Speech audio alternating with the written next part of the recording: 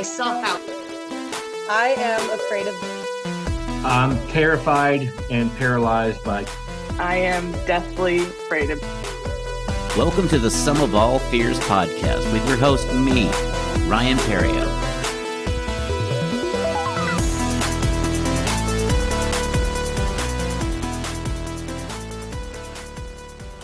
Hello and welcome to the Sum of All Fears podcast. I'm your host, Ryan Perrio. This week, I have a really fun guest for you. It's Tonya Davison, host of the Mental Speak Radio on the Fishbowl Radio Network. It's an internet radio station. You can look it up at Fishbowl Radio. When we were doing this episode, we were recording her show, usually airs on Sundays from 5 to 7. It is moving to Wednesday nights at 5 p.m. Central Time. Check it out. It is a really cool show.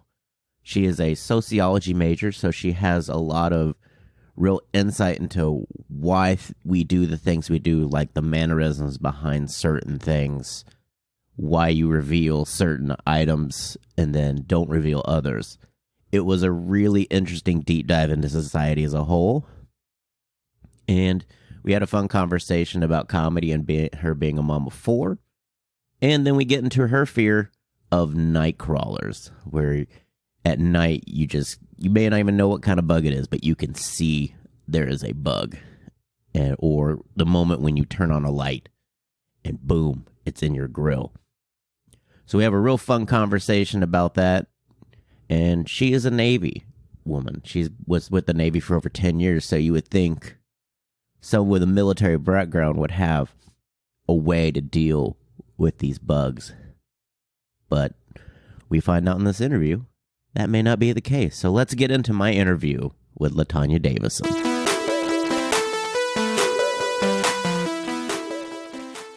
We're here with friend, comedian, and internet radio sensation Tonya Davison, host of the Mental Speak radio show from 5 to 7 on Sundays on the Fishbowl Radio Network. Tonya, how you doing today? I'm doing okay, Ryan. I'm excited to be here. I'm glad to be here with you.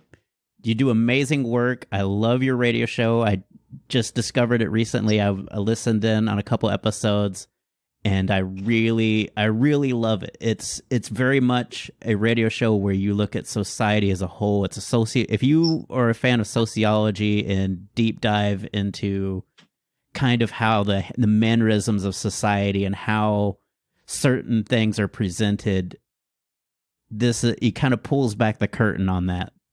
Like your episode about politics and how spin is used on both sides. And it's something that I've always thought at the same time is, we're so angry as people, whether we be on the left or the right, but at the end of the day, these guys all go to the same steakhouse and share a table. And come on. So why are we so angry? Why are we at each other's throat if these dudes are literally, you know what, we're going to have, you come over to my house for dinner. Okay. Right. Yeah. Can we even be mad at them though? Cause it's genius. It's a genius setup. Yeah. Like, dude, let's go. Let's make them think we hate each other. Well, it's not even that. It's almost like a dysfunctional family. Like I feel like we have that in our family dynamics. Everybody has that cousin that we're all sweet, nice to and stuff. And then like, can you believe him? Can you believe who he brought to this barbecue? Yeah. All these years, he's just, everybody's got like this hate for this one person, but behind the scenes, they're shaking hands and making money together. Yeah. It's very fascinating. I love the, what was it? I can't remember the theory name you were put on there. It was it this? So from this past Sunday? Yes. Ryan, I purge. I leave the studio and I purge. So if you if you can remember, let me know. It was something like I can't remember, but it basically was we basically make you upset about this. And the dialectic. Yes, that is it.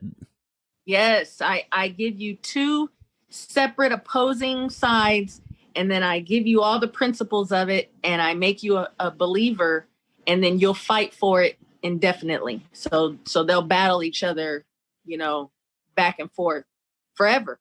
And like you said, the people behind it know that both sides are true. you know, there's truth in everything. And so they'll sit back and let you duke it out for the truth, you know? So it's, yeah. And it comes from such a well-educated background. You've got a master's in sociology, social work, as well as 14 years in the Navy as far as a veteran. So you've approached this from all sides of life, as well as a mom. You know that you have. Yeah, man. Do you use your sociology degree on your kids? Like, do you just the hive mind? Like, you know, if I just. Nope.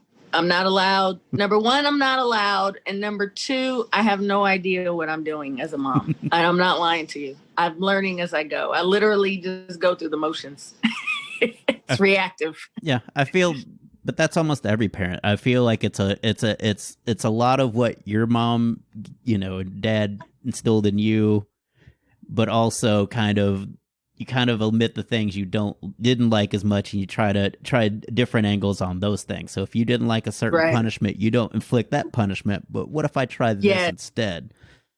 Yeah, and I think maybe that's how we like evolve and perfect ourselves, right? Because as a social worker, I'm a therapist with families who have, you know, teenagers, and that's what I'm telling them. I'm like, look, that old school way doesn't work on Generation Z. Generation Z is not doing do as I say, not as I do. Mm-hmm.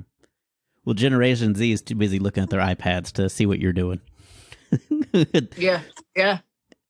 And they have the internet right at their hands, so you can't BS them. You know what I mean? Like back when I was coming up, like you had to go look at the encyclopedia, which probably didn't have all the information in it anyway, and you weren't taking the time to go pull a book out. These fools can like go right to Google and tell you what's what. So it's almost like you don't even have much power as a parent because they know more than you.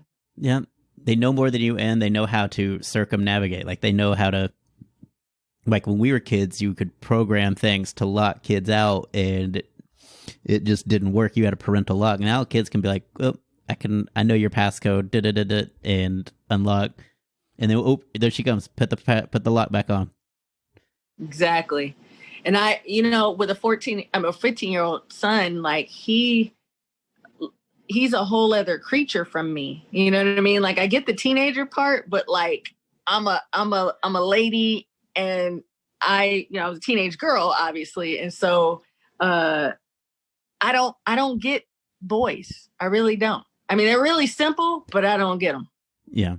Well, and I think it comes from a men or hunter gatherer, so they process things very, I would say, almost physically, and whereas women are feeling, and because they have to raise the young, basically they're empathetic, and so they reach out more with feeling than exactly. I asked him for a hug. Today I was like, do you need anything? He's like, I need 2 notebooks and some flashcards. I was like, do you need a hug? He's like, no. Like, okay. I do. Yeah. So guess what? Mom needs a hug. Give mom a hug. Mom needs a hug. I hug in my heart. I hug in my heart, Ryan. Yeah. But that's how men are. We're very much situation based. Like, how do we get out of this situation? Yes. Whereas women are, I need to feel this. I need to think this through, because I feel like it's also part of your environment. Look at the toys that boys are playing with. I'll send you a photo of a funny Battleship game cover from like 1957, where it says fun for the whole family, and dad and son are at the dinner table playing Battleship, and in the background you see mom and daughter doing the dishes, just smiling. But that's how society is as a woman, you're taught to, play with dolls, raise families, and nurture. With men, you're taught to conquer, beat this game, play, war, cowboys, army men, whatever. It's always conflict. You win. Always. Conflict. Slay the dragon. Yeah. That's what you guys are supposed to do every day. Get up, eat, go slay dragons, come home and eat a steak. I will say it has gotten a lot different, though, from when I was a kid. I'm 43. And so seeing some of the concepts and things like that, like it's getting better. It's a very slow process.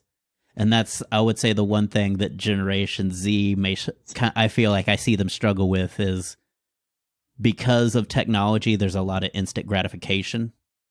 Yes. Yes. And then there's a lot of frustration when there's not instant gratification. And so you're seeing a lot of these younger people like, I don't understand why this is still a problem 3 months. This has been a problem since the dawn of time, though. It's gotten better incrementally, but there's still society issues, and it's one of those things that Generation Y just doesn't understand at all. We don't get it. It's kind of it's interesting. I feel like those are the kinds of things, because the ego is about survival, right? Mm-hmm. The ego is the self. It's about survival. And so let's say somebody likes My Little Ponies. Mm-hmm. Their self has determined, I like My Little Ponies. But in order to get resources as a human, if the group doesn't like My Little Pony, you got to attach to the group. It's all about attachment, right? Yeah. And not being abandoned, not being left out of the tribe. And so you can't like My Little Ponies if you want to connect with the tribe. But the cool thing about it is when you hit your 30s, you think back and you're like, no, I never did stop liking My Little Ponies. Mm-hmm. I was just trying to connect with the tribe. Yeah. And it's an important, I think, detaching from those things, and then you come and find it again. That's growth.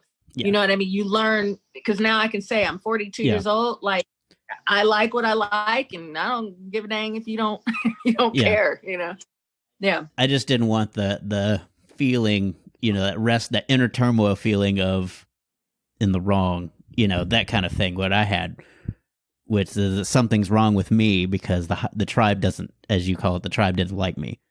And so that's the only thing I don't like about that. And I was a very isolated kid because of that. So I was able to survive without a tribe. Yeah. And there are some, like I said, there are some downsides and benefits. I don't have those kind of close connections with people now that I could have had. And I feel like there's a balance between that, and it's, don't let them take who you are. Yeah. Yeah. But do you think that, because I was the same way, I could attach to different tribes, but once I would get into that tribe, I would realize how different I was. And I think, and I don't know if this is true for you, but for comedy, it's because I was an outsider, because I could observe, because I wasn't particularly attached to any tribe. That's what contributes to my comedy, because I can sit back and watch everybody and look at all their absurdities, which I think is also what I do with the show. I sit back and I'm looking at but I'm including myself. I'm not holding myself above anyone else, but I'm like, look at how absurd we are. Look at the things that we do individually and collectively, and then we put that in comedy. We put it in a joke. Yes, absolutely. Yeah. But yours is self-deprecating. Well, because I was made fun of so much that it just, when someone made fun of you in a good way, it was always made you laugh. And at some point, because you get beat up on so much, you feel like sometimes that's your reality.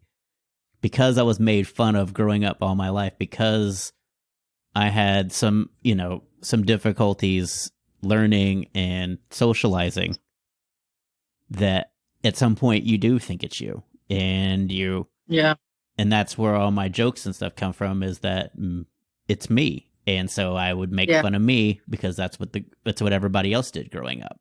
Yeah. Yeah.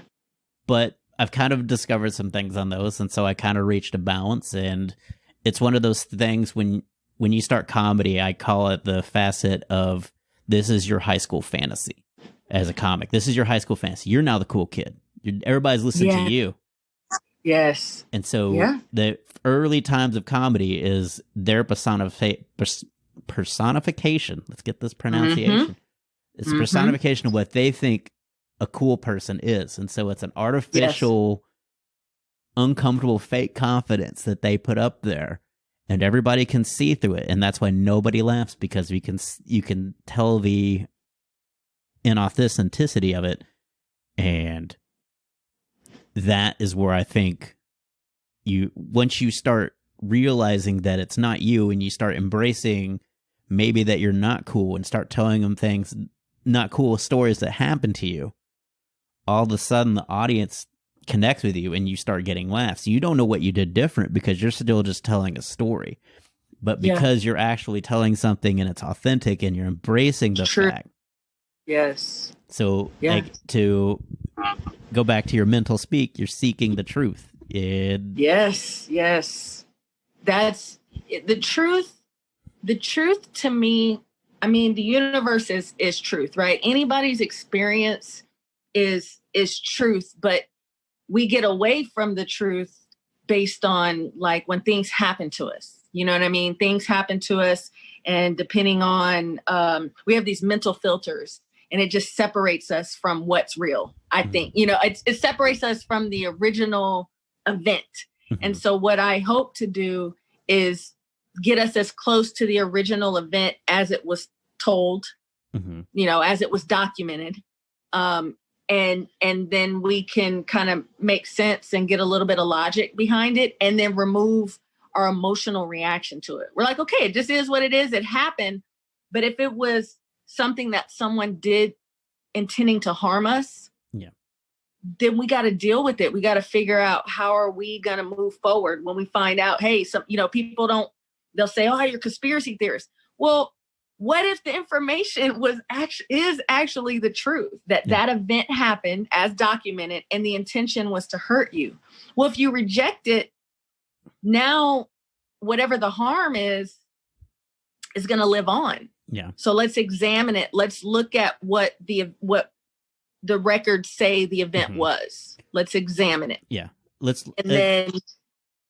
not assume either way. Let's not assume either way. Not assume. Yes. And that's the balance of it. That's what I hope the balance of the show is. I tell people, look, what I'm saying, I don't know if it's true or not. I don't. And I'm telling you, don't hang your hat on it. But you need to know that it's a possibility. And if it is, what can you do about that possibility? Correct. You see? Yeah. We're just breaking through the illusion that everything is all right. I think that's kind of what I'm trying to do. Yeah. So when did you start that? Like, when did you, I guess, come up with the concept of doing this show? So December 2017 was the very first show, just before Christmas. No, actually it was December 1st. And people, you know, I've been doing comedy since 2015. And I realized that the more you're looking for that truth through comedy, I was like, man, we could put comedy together, plus my social work background, my sociology background, put it all together, kind of laugh at it, explore it. And then the concept it's been evolving and unfolding as I've been doing the show since then. But the intention has always been, man, I think we're all a little nutty as a collective. we're all off. But that's what a collective is. Like every audience, like we call, you know, I hate to say this, but you know, the state, is audiences are dumb, but there is like there when you're in a group of people and someone yells fire, and does nobody just gets up and looks and says, "Hey, I don't see a fire. We're good." Right. Everybody sprints, you know, just tramples people left and right for survival. Yes. But then there's the people that go, there's a fire. You know what I mean? You're like, no, dude, there's seriously a fire. Yeah. But that's what I'm saying. It's like the audience, like it goes simplified. There's a simplified message that as a leader, you have to be able to connect with those people. And that's something, you know, that public speakers and politicians have down, is they have a way of talking to a group of people and getting that hive mind to get that, you know, that, I guess, tribe, if you will, that tribal connection. Exactly. And if I could... Exactly. And it's a collective ego is what, you know, sociology would say it. We have a collective self. There's all of us are a part of that mind together, and they're yelling fire when they need to yell fire. You know? It's okay. I got you covered. You're safe. You're safe with me. Just come on. I got you. Yeah. Okay. Okay. Yeah. Here we come. It works. And I want to watch that Apple TV documentary about the boy state or whatever. It's all these kids that are going to be politicians. It's like a documentary of this Texas thing that gets them ready for politics. Oh, man. And it's like a summer camp for young politicians and how they just do speeches. And I'm fascinated. I'm just fascinated. That's my point right there. That's what I'm talking about. That would be considered conspiracy, conspiring to teach your children how to manipulate other people. Yeah. And how to tap into their collective mind is harmful. It can be used for good or evil. It could be.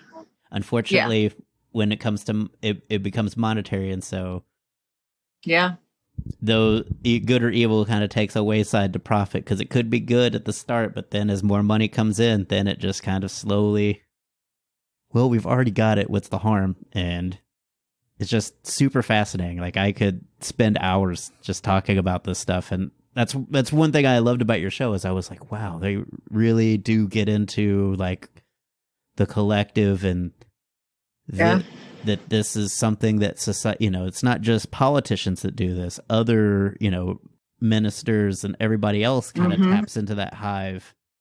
Exactly. Where this coming Sunday, after everything that's happened in Wisconsin, now I'm not going to Debbie down the show, but and I think this is a positive thing, but we're having 2 more police officers who come to the show, and we're going to talk about, the collective mind when something happens, on national TV, when there's something like a shooting, and our mind immediately will go, one end is like, oh my God, I can't believe this happened. This should not have happened. And then the other side is like, it was righteous. It should have happened. And finding that middle ground, that's, again, all I'm trying to do is go in between the two sides of the dialectic, get right in between it and say, hey, maybe there's a little bit of truth over here. There's a little bit of truth over here. But what we've got to do is we can't let our emotions override logic. Yeah.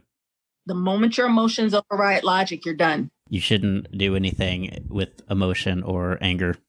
No, sir. Yeah. And anger is the one that mostly is what I believe most of the media and stuff kind of. Anger and fear is the words that I feel like when I watch a news station. Like, I try to avoid them for the most part, just because I just find myself getting wound up for something, and I'm like, wait a second. What is this doing for me? What is,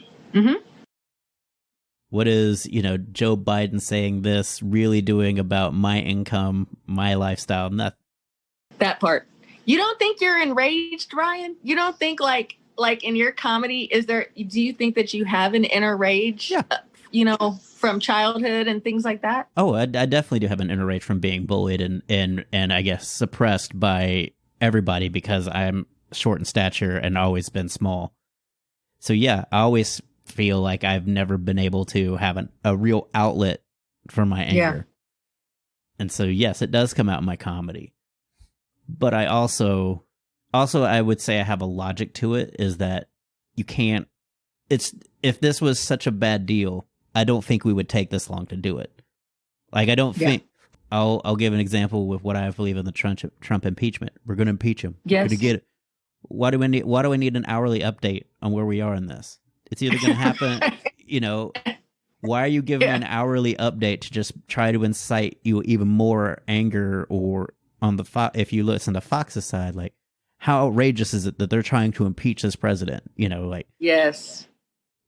I used to work in an office where they had Fox News on one TV and MSNBC on the other, and it literally, at some point, you could hear it sounded like they were arguing with each other, like it could,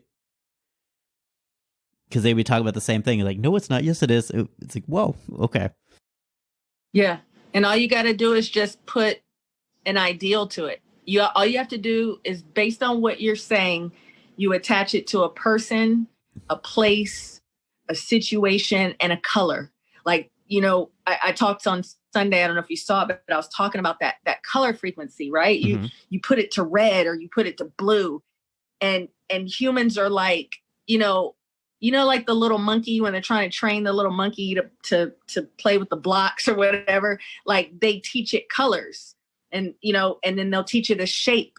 So you attach the shape to the color and then the monkey learns eventually, oh, okay, I manipulate this shape and it goes in the, and this, it's the same thing with the news. If you're watching Fox, you're dealing with red, mm-hmm. you're dealing with a certain set of ideals and it plugs in like this, right? Mm-hmm. And then they put a face to it and you're forever connected with that. And you don't change it until you die in some cases, right? Like, I was born red, I'm staying red. Well, I was born in a red family and I am fiscally conservative would be what I call myself. Fiscally conservative, but socially liberal. Because I don't want to waste all my tax dollars on a lot of different things, but at the same time, I don't really care about gay marriage to the point that it's a political stance for me. I think they should be able to get married. What's the big deal? I don't understand why you feel like if somebody wants something, all of a sudden you have to do everything in your power to take it from them. It doesn't make sense. It's a big brother mentality. It's all of a sudden now little brother wants something and you've got it, so you don't want little brother to have it. So you're gonna and it goes back to what we said about tribe. Mm-hmm. Why do I need this collective of people to accept what I want to do? If I, and this is what I say to people that want political channels to handle their social connections. So in other words, I can't tell gay people what to want, but I would say your soul connection, your decision to be a partner with someone who is the same sex and that makes you feel okay does not need to be validated by this group, by this blue, by this political, whether they ever gave you the laws or not. But there's something about we want the law. Mm-hmm. The law, if it validates what we want to do as people, then it's really real. It's really true. Instead of the action actually making it validated. Yeah. You know what I'm saying? Just doing it validates it. Mm-hmm. Well, it's one of those things where I feel like it shouldn't have been an issue to begin with. I don't. Right. If we're the land of the free, why are we all of a sudden against it? Why is it even a discussion? Yeah. Yeah. I understand that there are some religious beliefs that, that argue against it, but also, they also want you, judge not, lest you be judged. And, Yes. And if you're saying that it's wrong, then you're already passing judgment. Every day in my line of work, I deal with thought. That's really all I deal with. I deal with, as a therapist, if people are thinking in a linear manner, a logical manner, I'm assessing, are you thinking logically? Are you thinking delusionally? Right? And so everything is a thought. It starts with a thought before you ever act. And so again, it goes back to me. If you've already done it, mm-hmm. the judgment comes after the fact, but it's already done. So it's the truth. That's all I can say. And that's when I teach my patients and my clients, it is what it is. If it's already done and you add judgment to it, that's where a lot of people get caught up. That's where people get depressed and anxious because they have to add all this judgment to what they've done. Should I have done it? All you need to measure is the outcome. Are you happy with the outcome of your actions? That's it. Yeah. Are you happy? Sort of. Are you okay? Yes. Yeah. I am okay. Yeah. You're okay. Yeah. I'm okay.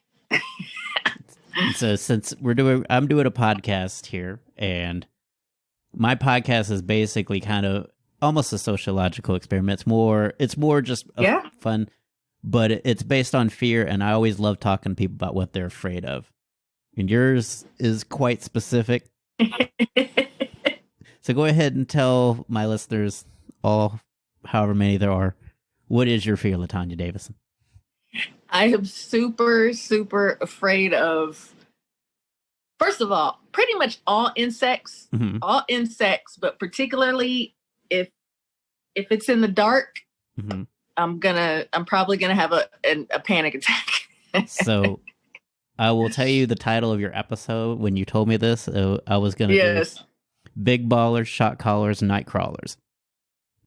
I love it. Night crawlers. Because that's what they are. And it could be any bug, because you don't know. It's in the dead of night, and all you know is you feel something, or if you see it's a rat. Or if you even see it. So when do you think this fear started? Has this been since like childhood?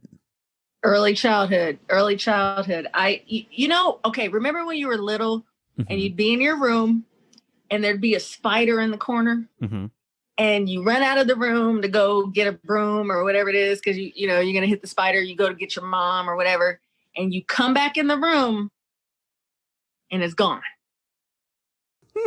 I'm not sleeping in that. First of all, if I am sleeping in my room, because my mom's not letting me sleep on the couch, I'm the whole time traumatized and picturing.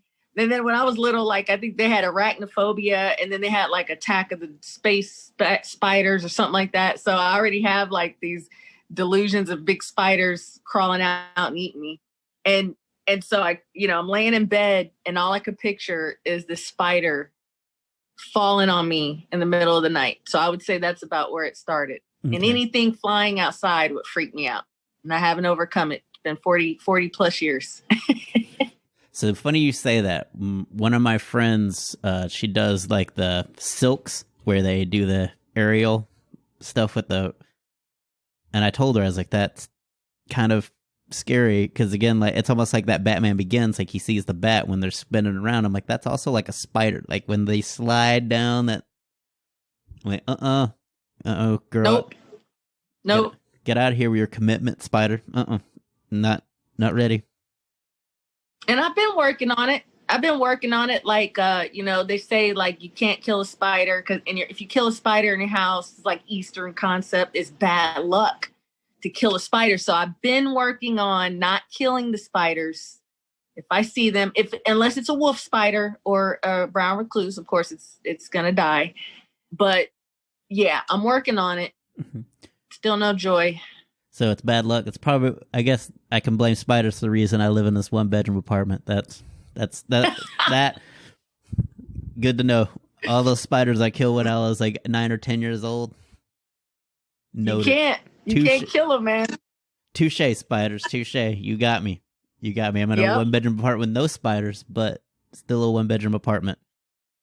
So it didn't help when I moved. So, I went in the Navy, and my first duty station was Jacksonville, Florida. And Florida has roaches like about, they call them water bugs. Okay. This is the fancy people's way of reducing the roach. Right. I don't know. Do they do that in Texas? They call them water bugs here too? Only if they're on the water. I think we call the roach once they enter the house, they're a roach. They're roach, right? But people in Florida, they're fancy, well-to-do people there in Florida. So they call them water bugs. But these things at night, if they're in your house and you walk by them, they fly at you like kamikazes, and you hear their wings, like you hear, and then they hit you. And you literally die 1,000 deaths. Like I'm telling you, it did not help me. It took my phobia up a whole other level. So I haven't recovered. Okay. I have not recovered. I don't know if I'm ever going to be cured from this, Ryan. It's like, I probably need therapy. I need my own therapy. I don't know if y'all are supposed to have one of those, like as a, yes, your therapist needs a therapist. Because you have to unload. If your therapist doesn't go to therapy, then fire them. It's like in the Inside the Biz quote, right? I just gave you guys a look. Yeah, I just had always heard that. I was like, I think they have to have their own therapist just so that they don't have their problems plus their clients' problems. Exactly. And it just becomes too much. Yeah. But I mean, I understand phobia is better now because of my own phobia, you know, but I don't know, man. I think we're wired to not like bugs. So I think I might be okay. I think I'm in the norm. You know, I don't know. I don't know if we're wired to not like them or if it's just something that we've genetically, because at some point, if you look at ancient cultures, they ate bugs. Like some, you know, they eat crickets and things like that. So I wonder if Eastern culture, when they moved out here, had an aversion for bugs and they started seeing them as pests once they started building their homes instead of it being some part of the land. So as soon as, I would say, the Europeans, you know, came in, started building their houses, then they became pests. I would say that probably Native Americans, Mayans, would see them as part of the land, and either possibly even in some instances, I know in Egypt, they're revered. Like the beetle, the scarab beetle and stuff like that. Or scarab beetle. I have a scarab beetle tattoo. Believe the irony. How are you afraid? The irony. And it's beetles that get me. I was telling you the other night, I was sitting outside when you asked me about my phobia, and I'm sitting outside and I have those sails, they're wind sails over my backyard. And these beetles, they tap, tap, tap, tap, tap, tap, tap. You can just hear them just tapping on and I'm freaking out. And I'm like, man, I can't even sit outside. Like, this is bad. What about a bug zapper? But what if you got one of those bugs? I have a bug zapper. It's pretty good. It's got a collection of moths and all kinds of bugs. So I actually appreciate the bug zapper. And then I've got one of those sticky bug things where they get stuck on it. Like, I'm telling you, man, I got an arsenal over here. They want to come at me, bro. Come at me, bro. See, got a zap for you. You can't have the light. You just got to be okay with being in darkness, and they'll avoid you. Once you're in the light, then they're coming to the light. And if you're in front of the light, you're in the way. They're messing up my whole Zen thing, man, my whole balance thing. You know what I mean? Like, oh, you know, we like light. Well, you're darkness to me. You scare me. Okay? You scare me to the depths of my soul, bugs. So outside of accepting some spiders, what other tactics have you used to try to like manage it? Because how do you go to patios? Say you have a date and he wants to go on a patio, and all of a sudden, that's exactly what happened. Like, in the moment, I would, you feel it hits you, and you don't know what it is. You don't know what kind of creature has just kamikazed your arm, and you don't care. You don't care what hits you. All you know is your arms are flailing about, right?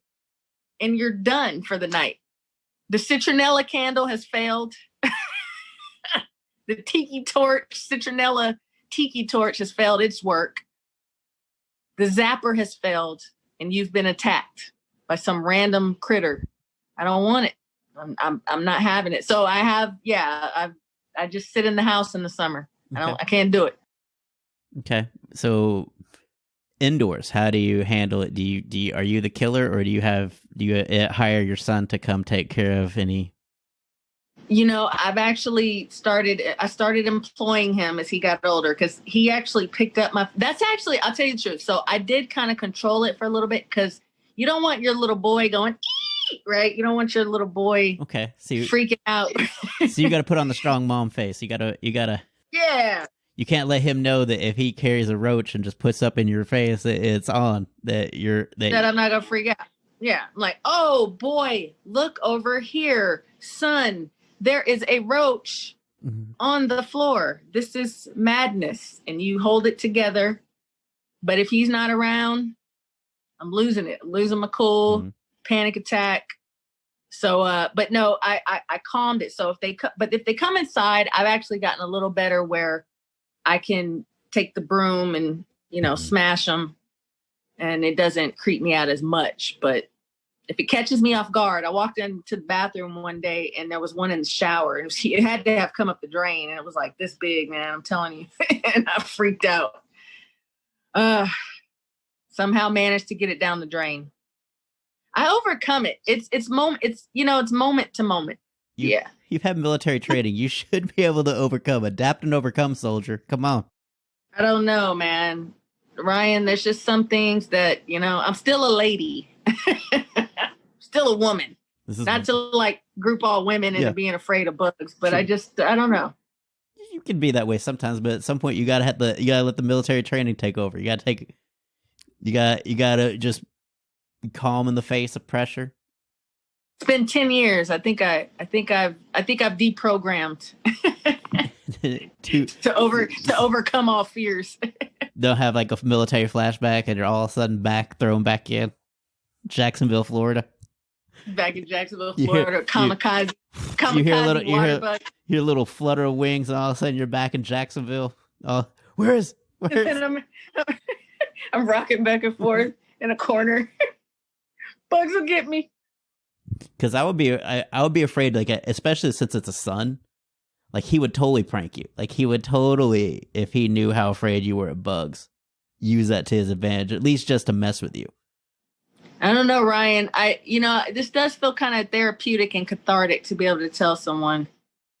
It does. And I've learned by doing on stage, like, that's kind of like, oh, this doesn't feel half bad to kind of admit that I'm afraid of this or that, and I've always had these moments of fear, and I'm like, I can just talk about that. Well, I remember you telling me about it, and I'm happy to see it come to fruition. It's a good, because your comedy is like, it is so, I don't know how to explain it. It's just so personable. Like, it's easy to connect with, you know what I mean? And so I think the idea of you helping people really get real with themselves and, tapping into your fear, like that's as true as it gets, but it's really cool to see this manifest for you, from the time that you told me about it. So I could see this being a thing. Well, thank you. We all need to get comfortable talking about our fears. Absolutely. And we need to get comfortable talking about society as a whole instead of being nervous about what the other might think. And that's exactly.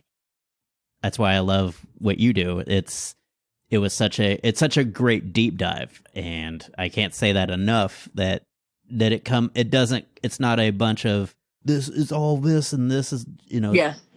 You go from both sides of it, and there are some truths. Growing up in a right-wing household, in its simplest forms, there are some value to the conservative mind, which is less government involvement. You have more control over what you consume as far as resources and things like that. Right. And I do believe that. Now, I'm not fanatical about other parts of that, and I'm not part of the religious forefront. I do love religion. I do think there is as you said, a tribe for that, where it's, it definitely does serve a purpose, and there are very good things that come from religion. But I don't use that as a basis for a way of life. I use the values of being a good person and being kind to other people, but I don't use scripture. I don't use things of that nature or quotes or anything like that from it as much as other people. But I do believe that there is value in having a similar belief, but I don't believe in an ego, as you said, a collective ego, is that my religion's the only religion. And I think that I would love for communities to get together with all the religious leaders of Muslim, Hinduism, Christianity, and just have a class where every kid can go. This is an intro to Christianity. This is what we believe. Mm-hmm. This is what Muslims believe. And instead of saying, only one religion gets paradise, we all have our own paradise. Each religion has its heaven or hell. Every religion kind of teaches the same thing, is if you're a good person, it will, good things will happen to you. You will be rewarded for those good things. It may not be monetarily, but you will be rewarded with either a clean conscience, at least, or the love and respect of your peers. Yeah, no, you're all that exactly. And I think that, that's wisdom. Wisdom says that at some point this universe started and all things that have gone forth are going to go until infinity. And the little perspective that we have right now on earth is just, it's a fraction of a fraction of a fraction of a fraction of the truth.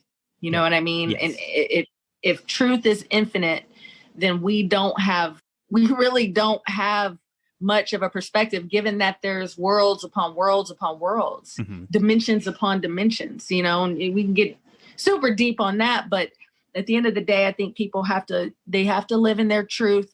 And I say, just look for wisdom, you know, just try to know all that you can know about it, but know that there's infinite other ways to see it.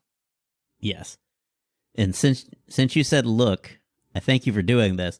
Where can people look for you on social media as well as Mental Speak? Yeah, so Mental Speak, at Mental Speak Radio is on is my handle for Facebook, Instagram, and Twitter as well. I probably need to tweet more, but nonetheless, you know, please come find. We're building a tribe, and the tribe is for people who want to think outside of the box. It's for people who don't want to just buy the face value story, and you want to stay open and you want to explore. That's what we're here for. So at Mental Speak Radio. Awesome. Sundays, FBRN.us, which is Fishbowl Radio Network. We're a global network, 6.2 million listeners a month. Join the tribe, Sundays, 5 to 7 p.m. And I thank you again for doing this. Thank you so much for having me. This is fun. Thank you. So that was Tonya Davison. Man, this is one of my favorites so far. I've kind of held on to this one because it has been one of my solid faves as far as the interview process has gone. Check Tonya out on Fishbowl Radio Network. It's Mental Speak. It's a fantastic radio show. She's got 10 years of sociology. She's also a veteran from the Navy. So she's definitely got a ton of experience, and it's just a fascinating deep dive into society and why people say what they do, and other little tidbits of knowledge and of things that she's noticed as far as society goes. Things like the dialectic.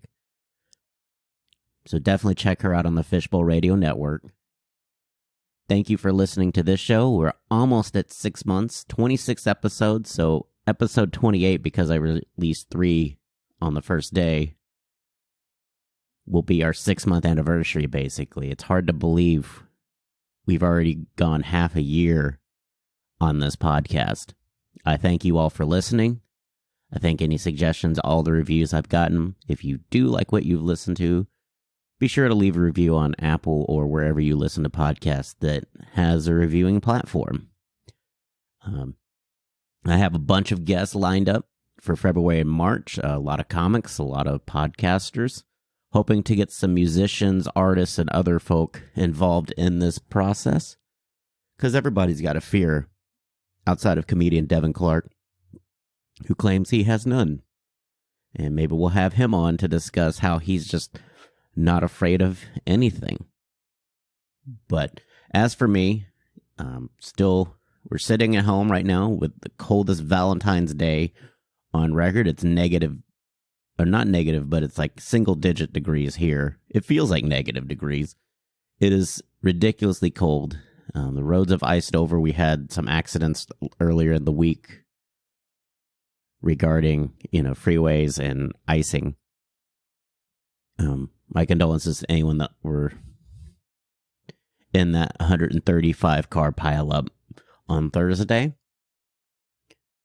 We had some shows canceled. My shows at the end of February are not canceled, so come check me out at Hyenas in Dallas on Mockingbird Station. I'll be featuring for the very funny Eric Myers. It'll be a great show. I recently did my headlining set, which was really awesome to know you have 45 minutes of material.